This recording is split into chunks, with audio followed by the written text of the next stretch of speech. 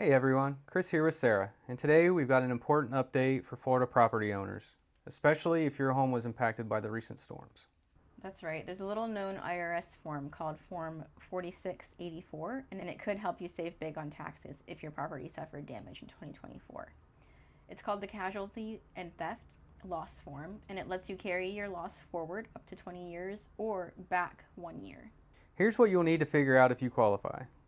Your property's value before the storm, your property's value after the storm, any insurance proceeds you've received, and the actual cost of your property, purchase price plus improvements. I know a lot of people have been frustrated lately, especially by denials coming through from the Elevate Florida program. There were a lot of applicants to that, of course, and so a lot of people are being denied at this point. If you haven't already done an actual cash value appraisal or the building value reconsideration through the property appraiser's office, you still have options and you still can do that. But here's something new. The property appraiser's office has actually just published the 2025 WLM letters, and so those numbers are updated from last year.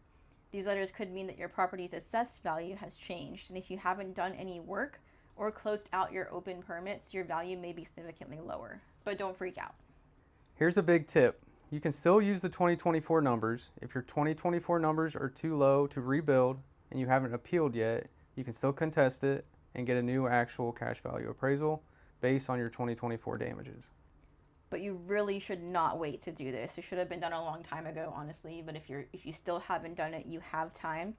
But don't wait, because if more damage happens to happen to your property in the future, the losses could be combined, and that would make it really hard to protect your home and your equity. That's why it's so important to get your updated ACV for 2024 damages now if you haven't already done so.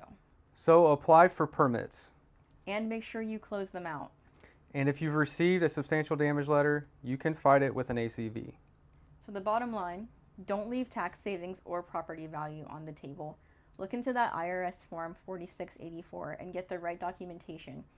Take action before the deadlines hit. And deadlines vary for each municipality, so make sure you know yours. If you need guidance, talk to a qualified tax professional in your local property appraiser's office. And as always, we're here to help keep you updated on the latest changes that could impact you and your home. Just another quick bonus note, trim notices will drop on Monday, and they may be confusing for some. So reach out to the Pinellas County Property Appraiser's office if you have any discrepancies or you want things looked into. There are multiple appraisers divided by the North, Central, and South Pinellas County for single-family, mobile homes, and all throughout the county. So talk to your appropriate appraiser. Just call them and ask for the person that you need to talk to. A lot of longtime homesteaders could still see a rise of 2.9%, which is the cap per Save Our Homes Act.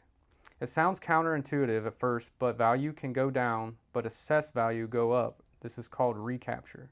This is because the assessed value is so much lower than the current market value due to the long time hold and the appreciation of the property over time. Recent home buyers will likely still see a decrease. We highly encourage you to read the information on your trim notice and pay attention to the graphic on recapture. That's all we have for now. We hope this was helpful for you, and please spread the word and let us know if we can help you with anything at all.